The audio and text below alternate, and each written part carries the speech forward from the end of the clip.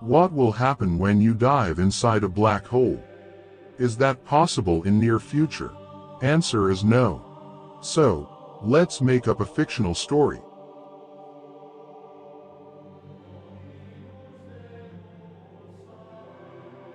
In the year 7822, when human race becomes a multi-planetary species, there was a trend going on around the adventure seekers.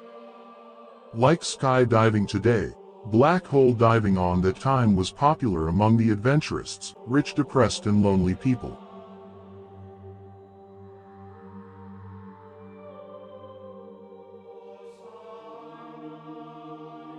Although it was a one-way trip, people ready to spend their fortune to explore the black hole in person.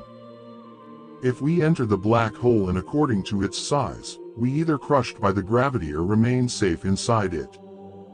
According to Stephen Hawking, if we fall into a black hole, it is possible that we may end up in alternate reality or other universe.